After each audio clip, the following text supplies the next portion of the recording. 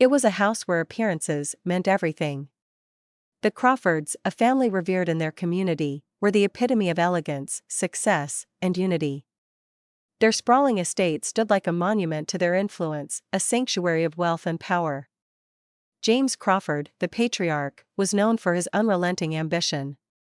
A man who had built an empire from the ground up, he demanded excellence not just from himself, but from every member of his family. His wife, Eleanor, exuded grace, always standing at his side, her soft smile masking years of silent endurance. Their 3 children, Claire, the eldest and most accomplished, Michael, the rebellious middle child, and Sarah, the quiet youngest, were expected to reflect their parents' perfection. But perfection is a brittle thing.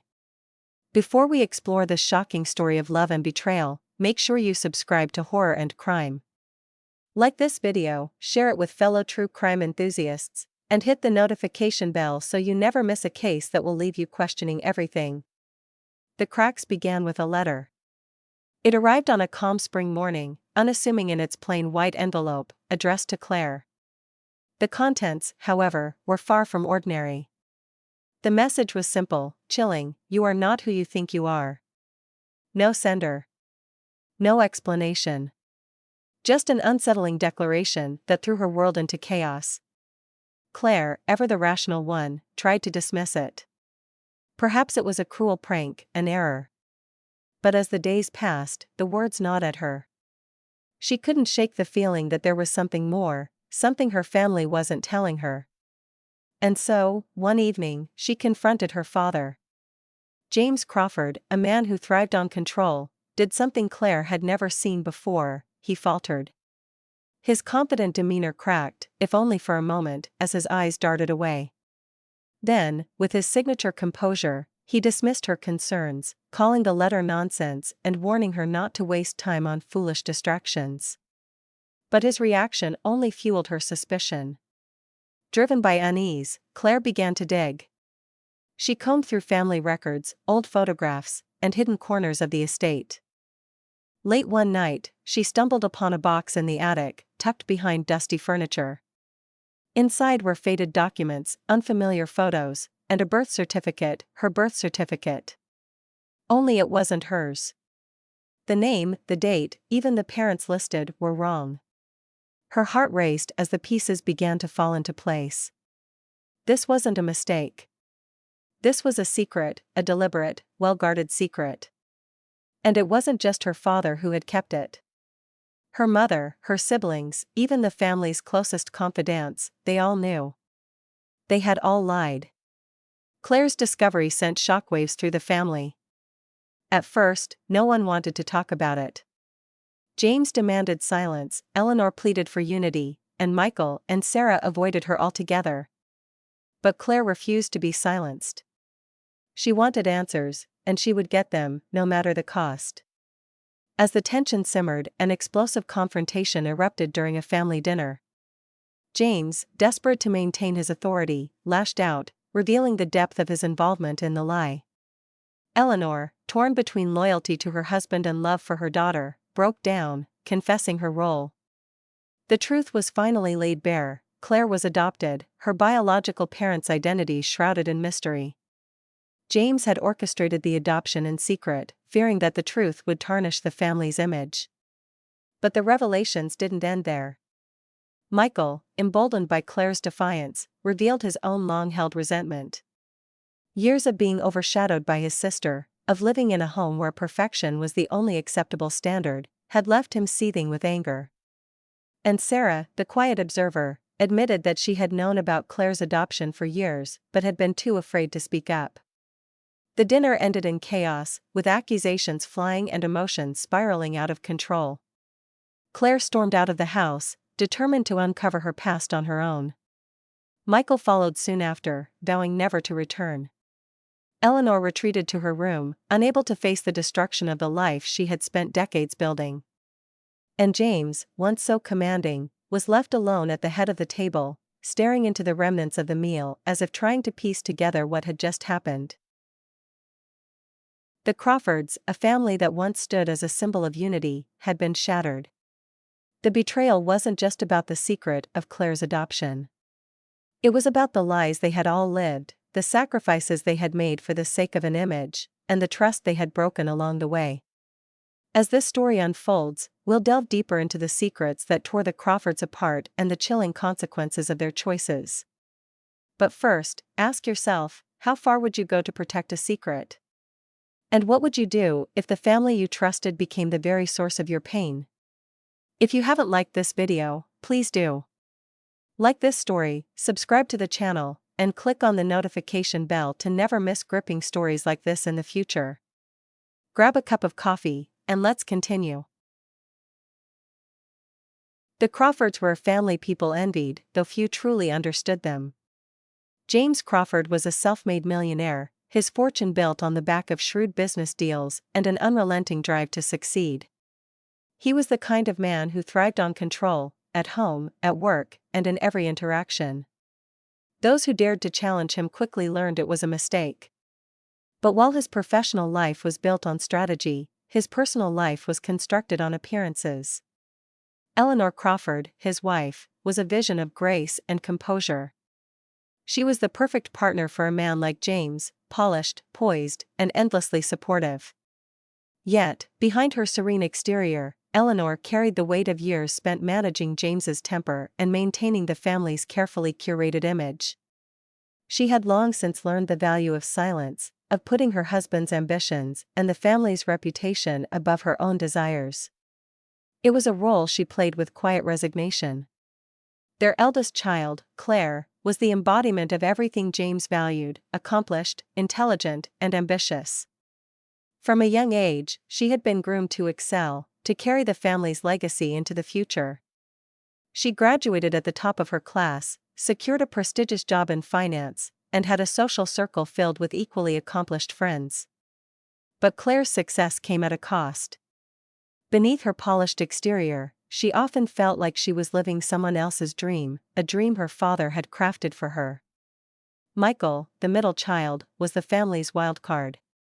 While Claire thrived in the structured world James created, Michael rebelled against it. He dropped out of college, moved from job to job, and refused to conform to the image his father demanded. His relationship with James was a constant battle, their arguments often echoing through the halls of the Crawford estate. To Michael, his father's obsession with control was suffocating, and he resented the pedestal on which Claire seemed to stand. Then there was Sarah, the youngest. Quiet and introspective, Sarah often faded into the background, overshadowed by her siblings' larger-than-life personalities. She was the observer of the family, the one who noticed the tension beneath the surface, but rarely spoke about it. Her silence wasn't born of fear, but of a deep sense of self-preservation. She had learned that staying out of the fray was the safest place to be in a household where conflict simmered just below the surface. To the outside world, the Crawfords were a unit, a family bound by love and success. But within the walls of their grand estate, the reality was far more complex. Unspoken resentments and buried secrets lingered in every corner. James's need for control shaped every aspect of their lives, creating an environment where image was everything, and truth was a luxury they couldn't afford. It was into this world that Claire's anonymous letter fell, like a stone into still water.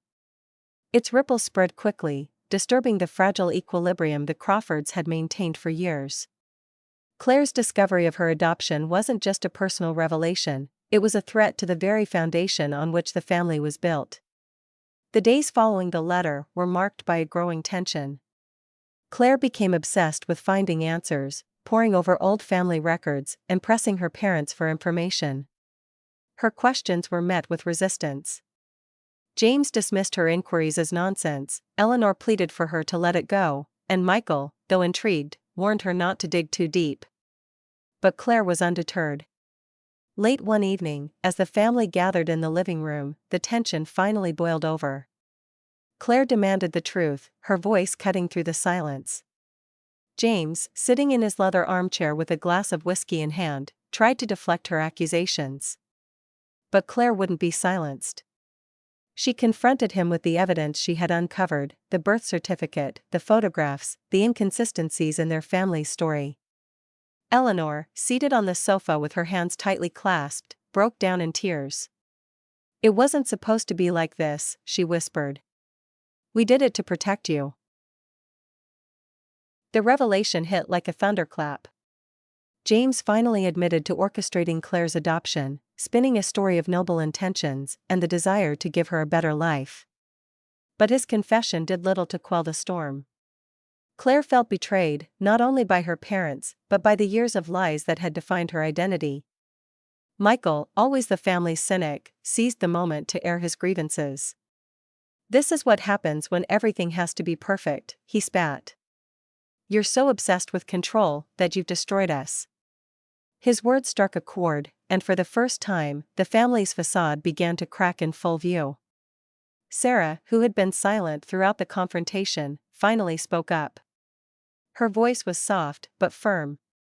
"I've known for years," she admitted, her gaze fixed on the floor. "I didn't say anything because I didn't want to lose what little peace we had." Her admission only deepened the divide, leaving Claire feeling isolated in her pursuit of the truth. The family meeting ended in shambles, with Claire storming out of the room, her siblings retreating to their respective corners, and James and Eleanor left to grapple with the fallout. The Crawfords, once a model of unity, were now fractured in ways they couldn't ignore. As the family spiraled into conflict, one question loomed over them: could they survive the truth, or would the secrets they had worked so hard to bury ultimately destroy them? The answer was far from clear, and the path ahead would test the limits of their loyalty, their love, and their ability to forgive. The tension in the Crawford household had reached a breaking point. Conversations became terse, glances suspicious, and every interaction was laced with an unspoken threat of eruption. Claire, once the golden child, was now a pariah in her own home. Her relentless search for the truth was seen not as courage, but as betrayal. For the first time, the family wasn't just fractured, it was dangerously close to collapse. It was on a stormy night, just days after the disastrous family confrontation, that everything came to a head. Claire had been staying in her room, avoiding her family as she sifted through more of the documents she had found. The storm outside matched her mood, chaotic and unforgiving. Lightning illuminated the estate, casting long shadows that seemed to move with an unsettling life of their own. Thunder rolled like an ominous drumbeat, shaking the very walls. Meanwhile, in the study downstairs, James was pacing. He had always prided himself on control, yet now, he was losing his grip. Claire's defiance was unraveling everything he had built, his family's unity, their image, their legacy. As he poured another glass of whiskey, his frustration turned to anger. And anger, in James Crawford's world, was a dangerous thing. Eleanor tried to reason with him. "She's just confused, James," she said softly, her voice trembling. "Give her time to process this. We all need time." But James wouldn't listen. To him, Claire's defiance wasn't confusion, it was insubordination. And in his mind, insubordination demanded consequences. Upstairs, Claire's search led her to an old family photo album. It was filled with images of happy moments, vacations, holidays, milestones. But one photo caught her attention. It was a picture of her as a toddler, standing next to a woman she didn't recognize. The woman had a warm smile and kind eyes, and she was holding Claire's hand. On the back of the photo, in faded ink, were the words "Miriam and Anna, Summer 1994. Claire's heart raced. Anna, her name before the adoption. And Miriam, her biological mother? The discovery sent a jolt through her. She needed answers, and she needed them now. She stormed downstairs, photo in hand, and found her parents in the study. "Who is Miriam?" she demanded, her voice cutting through the storm. James looked at her, his face a mask of anger and exhaustion. Eleanor's expression was one of sorrow and fear. "Drop it, Claire," James said, his voice low and dangerous. "You don't know what you're getting into." But Claire wouldn't be silenced. "Who is she?" she repeated, her voice rising. "Why was I taken from her? What else have you been hiding?" James slammed his glass down on the desk, the sound echoing through the room. "We saved you," he shouted. "Do you have any idea what your life would have been like without us? We gave you everything, and this is how you repay us? The argument spiraled out of control. Eleanor tried to intervene, but her pleas were drowned out by the storm outside and the storm within. Words turned to accusations, accusations to threats. And then, without warning, James grabbed the photo from Claire's hand and tore it in half. Claire stared at the torn pieces, her face pale with shock. You can't erase the truth, she said quietly, her voice trembling with a mix of anger and despair. No matter how hard you try. As the storm raged on, Claire fled the study, leaving her parents behind. She grabbed her coat and ran out into the night, the wind and rain lashing against her as she disappeared into the darkness. Eleanor called after her, but it was no use. Claire was gone. Hours passed, and there was no sign of her. James remained in the study, silent and brooding, while Eleanor paced anxiously, her mind racing with worry. Michael, who had been in the guest house during the argument, came inside to find his mother near tears. What happened? He asked, his voice tinged with concern. Your father, Eleanor said bitterly. He drove her away. Michael's face darkened. He had always resented his father, but this was different. This wasn't just about control or favoritism, this was about destruction. And for the first time, Michael felt a surge of protectiveness for his sister. I'll find her, he said firmly, grabbing his keys and heading out into the storm. But hours later, he returned empty-handed. Claire was nowhere to be found. The next morning, the estate was eerily quiet. Claire's room was empty, her belongings untouched. It was as if she had vanished. James maintained his stoic facade, but Eleanor was on the verge of collapse. Michael, furious, confronted his father. This is your fault, he said, his voice shaking with anger. You couldn't let her live her life, couldn't let her find the truth. And now she's gone. James didn't respond. For the first time, the usually unshakable patriarch looked lost. As days turned into weeks, the Crawfords received no word from Claire. No phone calls, no letters, no sightings. She had simply disappeared. The family, once held together by a shared image of perfection, was now united only by the weight of their guilt and grief. Michael, unable to bear the oppressive atmosphere of the estate, left soon after. He didn't say where he was going, only that he needed to get away. Eleanor, now alone with James, retreated further into herself, spending her days in silence and her nights in restless sleep. And James, the man who had always been in control, found himself alone in the home he had built, haunted by the family he had lost. The Crawfords had become a shadow of what they once were, their legacy reduced to whispers and unanswered questions. And Claire, wherever she was, remained a mystery, her absence a constant reminder of the secrets and lies that had torn them apart. Remember to like and subscribe to this channel as we continue to unravel this mystery. The storm had passed, but the Crawford estate felt as though it had been struck by something far more devastating. The morning after Claire's disappearance, the family was eerily quiet. The dining table, once a place of forced unity, was empty. James sat alone in his study, staring at the torn house of the photo he had ripped in anger the night before. Eleanor wandered the halls, her usually composed demeanor fractured by worry. Michael, who had always found solace in rebellion, now felt the suffocating grip of guilt. Days turned into weeks, and Claire was still gone. At first, Eleanor clung to the hope that her daughter would return. She kept her phone by her side, jumping at every notification, but the silence was deafening. James, on the other hand, refused to speak of Claire. To him, her departure was a betrayal, a choice to walk away from the life he had built for her. He buried himself in work, as if spreadsheets and contracts could drown out the weight of his failure. But Michael couldn't let it go. He couldn't shake the image of Claire running into the storm, her face etched with anger and desperation. He began searching for her, piecing together what little he could. He retraced her steps, visited the places she frequented, even checked in with old friends. But it was as if Claire had vanished into thin air. One afternoon, while rummaging through the attic for any clue, Michael stumbled upon something unexpected, an old journal belonging to Eleanor. Its pages were filled with delicate handwriting, recounting years of family milestones and secrets.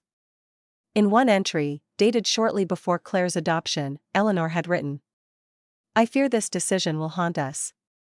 James insists it is for the best, but I wonder if we are doing this for her or for ourselves. The past is not so easily erased." The words hit Michael like a blow. His mother, always the loyal partner, had doubts all along. Yet, she had gone along with James's plan, burying her misgivings beneath layers of obedience. Michael confronted her that evening, holding the journal like a weapon. "You knew this would happen," he said, his voice low but charged with anger. "You knew this family was built on lies, and you let it happen." Eleanor didn't deny it. She sank into a chair, her face drawn and pale. "I thought I was protecting her," she whispered. "I thought we could give her a better life. But James, he made it about control, about image. And I let him." Michael's fury softened into something else, pity, perhaps, or sorrow. He realized his mother was as much a victim of James's control as he and Claire were. But that didn't absolve her. Meanwhile, James began to feel the walls closing in. The business deals that once occupied his every waking thought now seemed meaningless. His colleagues noticed his distracted state, and whispers began to circulate about the great James Crawford losing his edge.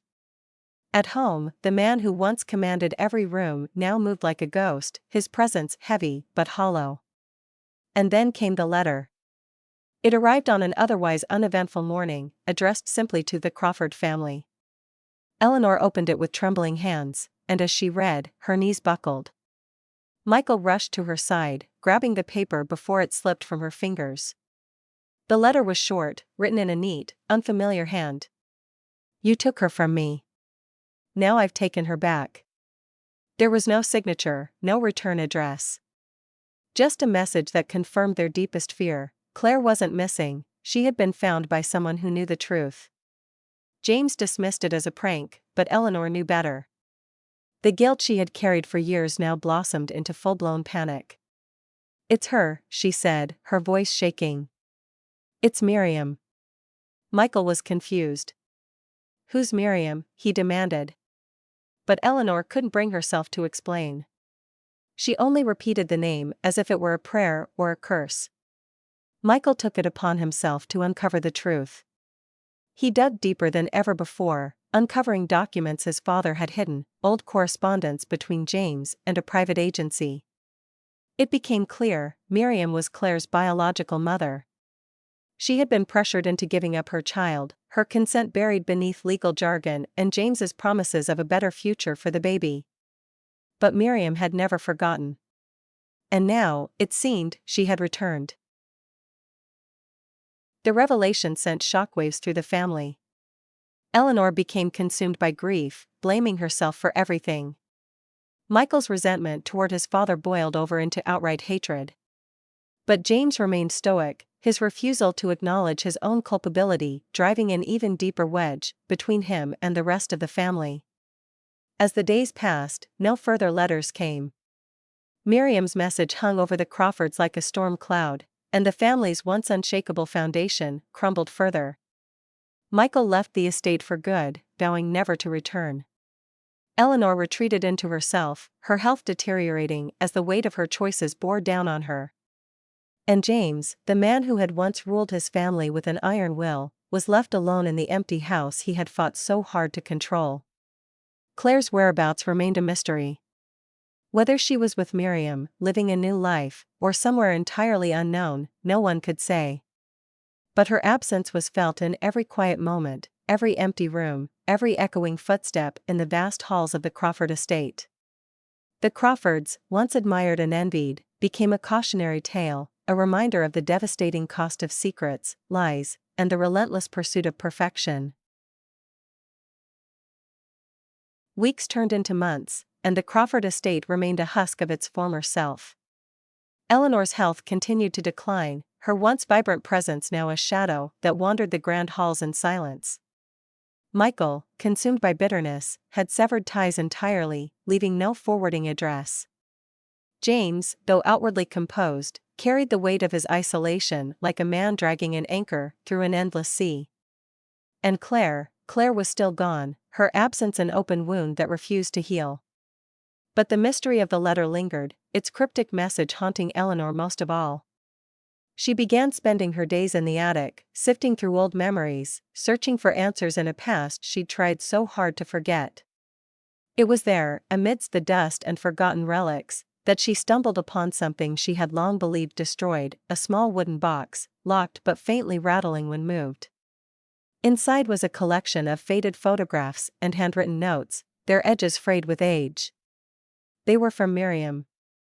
Letters she had written to Claire in the years following her adoption, pleading for contact, for acknowledgement, for forgiveness. None had ever been sent. James had intercepted them all, hiding them away to protect the family's pristine narrative.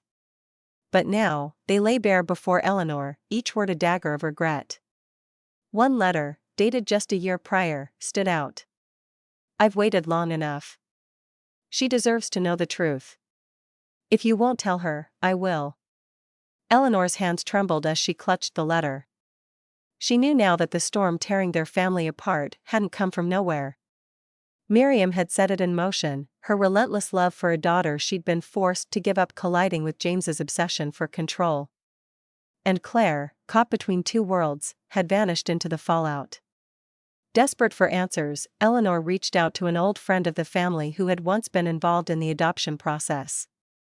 Through hushed phone calls and veiled inquiries, she pieced together Miriam's recent movements.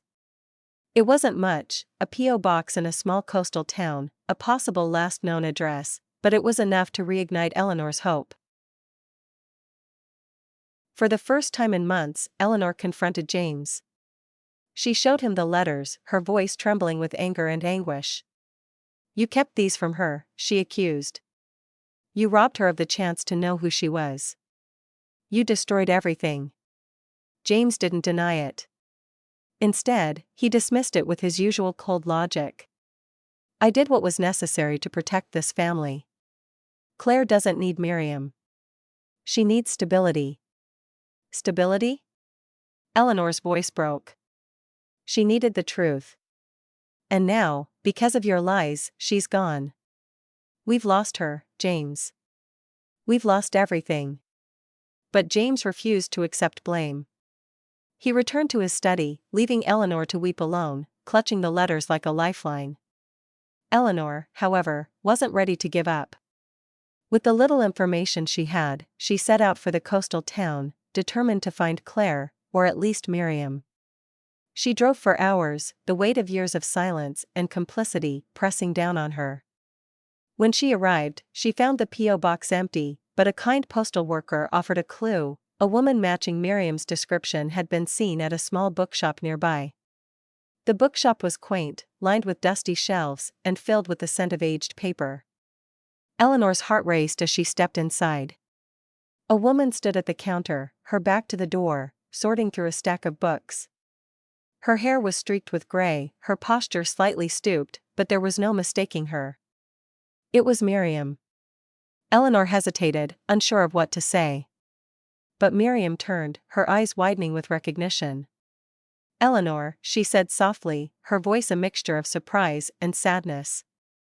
"I didn't think I'd ever see you again." The conversation that followed was raw and emotional.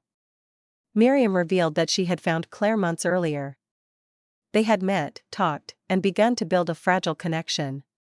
But Claire, overwhelmed by the revelations and the weight of her dual identities, had decided to leave. She said she needed time, Miriam explained. "Time to figure out who she is, away from all of us." Eleanor broke down. "I just want to see her," she pleaded. "I need to make things right." Miriam shook her head. "She doesn't want to be found. Not yet. She's asked me not to tell you where she is." The words crushed Eleanor, but she couldn't argue. She had lost her right to demand anything from Claire. All she could do was hope that one day, her daughter would return. Back at the Crawford estate, James remained steadfast in his denial, refusing to acknowledge the depth of his mistakes. Michael, contacted by Eleanor with news of her meeting with Miriam, responded with indifference. "Claire's better off without us," he said bitterly. This family was never a home. It was a prison. The once proud Crawford family had disintegrated. James retreated further into his work, but his reputation had been irreparably tarnished by whispers of his crumbling home life. Eleanor, though physically present, was emotionally absent, consumed by her guilt. And Claire, wherever she was, remained the only mystery James Crawford couldn't control.